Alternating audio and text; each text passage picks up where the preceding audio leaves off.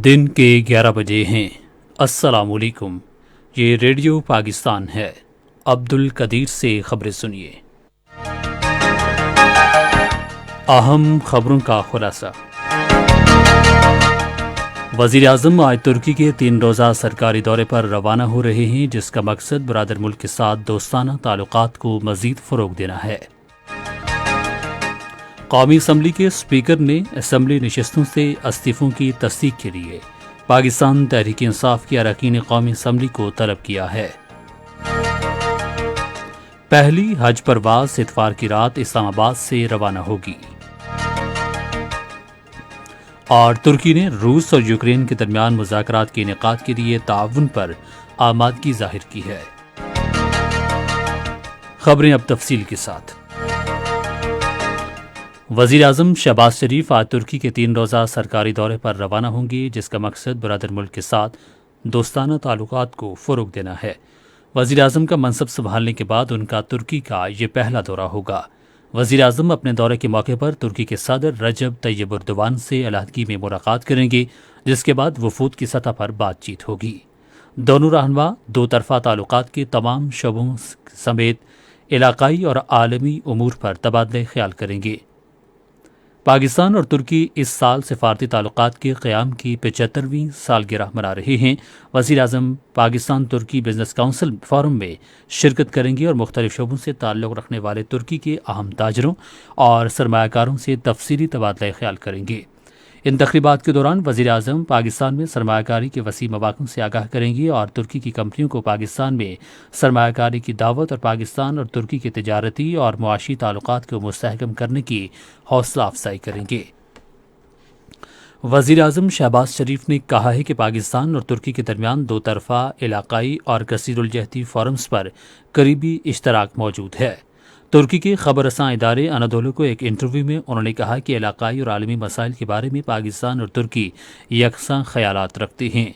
शहबाज शरीफ ने कहा कि जम्मू कश्मीर और शिमाली क़ब्रस समेत कौमी दिलचस्पी के तमाम अहम मामलात पर पाकिस्तान और तुर्की एक दूसरे की हिमायत करते हैं। वज़ीर आज़म ने कहा कि रवां बरस दोनों ममालिक सिफारती ताल्लुकात के क़याम की 75वीं सालगिरह मना रहे हैं। उन्होंने कहा कि इन 7.5 दहाइयों के दौरान तमाम तर तब्दीलियों के बावजूद दोनों मुल्कों ने हमेशा एक दूसरे के साथ दिया है। शहबाज शरीफ ने कहा कि हम अब इक़्तिसादी ताउन पर तवज्जो मरकूज़ कर रहे हैं। उन्होंने तिजारत के शोबे में दो तरफ़ा ताल्लुकात को फ़रोग़ देने के आज़म का इज़हार किया।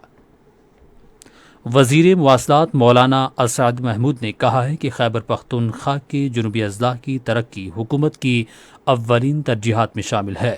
आज डेरा इस्माइल खान में सहाफ़ियों से गुफ्तगू करते हुए उन्होंने कहा कि वज़ीर आज़म मोहम्मद शहबाज शरीफ मुल्क के पसमानदा इलाकों की तरक्की पर खुसूसी तवज्जो दे रहे हैं।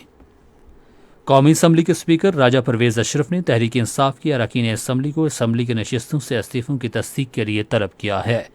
कौमी असम्बली के तर्जुमान के मुताबिक गुज़श्ता माह इस्तीफ़े देने वाले अरकान को कौमी असम्बली के सेक्रेटेरिएट की जानिब से खतूत जारी किए गए हैं। तहरीक इंसाफ के 131 अरकान असम्बली से कहा गया है कि अपने इस्तीफ़ों की तस्दीक के लिए अगले माह की 6 तारीख को स्पीकर से मिलें। तस्दीक का यह अमल अगले माह की 10 तारीख तक जारी रहेगा। पहली हज परवाज़ इतवार की रात इस्लामाबाद से रवाना होगी। वजारत मजहबी उमूर के मुताबिक सरकारी हज स्कीम के 80% से ज़ायद आज़मीन हज ने हज कंपनियों के ज़रिए अपनी तरबियत मुकम्मल कर ली है।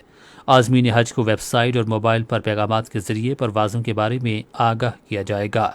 सरकारी स्कीम के ज़रिए फ़रीज़ा हज के आज़मीन PIA, एयरब्लू, सेरीन एयर और सऊदी एयर के ज़रिए सऊदी अरब पहुँचेंगे। कोर हेडक्वार्टर्स पेशावर में एक पुरवकार तकरीब का इनेकाद किया गया, जिसमें शुहदा के लवाहिकीन और हाजिर सर्विस फौजी अफसरों की दौरान ड्यूटी शुजात, कारकर्दगी, लगन और उनकी कुर्बानियों के एतराफ़ में फौजी एजाज़ात से नवाजा गया। फ़ौज के शोबा ताल्लुकात आमा के मुताबिक कोर कमांडर लेफ्टिनेंट जनरल फैज़ हमीद इस मौके पर मेहमान खुसूसी थे। 43 शुहदा के लवाहिकीन को तमगा बसालत, 2 अफसरों को सितारा इम्तियाज़ मिलिट्री और 15 अफसरों को तमगा इम्तियाज़ मिलिट्री से नवाजा गया। तुर्की ने कहा है कि वो यूक्रेन और रूस के दरमियान बातचीत जारी रखने के लिए तमाम मुमकिन कोशिशें कर रहा है और इस ज़िम्न में इंतहाई ज़रूरी ताउन के लिए तैयार है।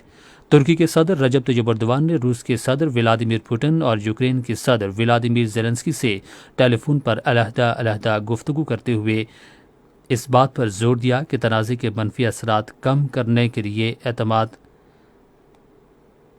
کرنا ہوگا۔ یوکرین اور روس کے درمیان امن قائم کرنے کے لیے جلد اقدامات کی ضرورت ہے۔ بات چیت کے دوران یوکرین کی صورتحال اور ملک میں جاری جنگ کے خاتمے کے لیے طریقہ کار پر تبادلہ خیال کیا گیا۔ ادھر یورپی یونین کے رہنماؤں نے اس سال کے آخر تک روس سے تیل کی درآمدات میں 90% کمی پر اتفاق کیا ہے۔ اسی کے ساتھ خبریں ختم ہوئیں۔ مزید خبروں اور تجزیوں کے لیے ہماری ویب سائٹ ہے radio.gov.pk اور فیس بک کے link radio Pakistan news official پر براہ راست ویڈیو اسٹریمنگ بھی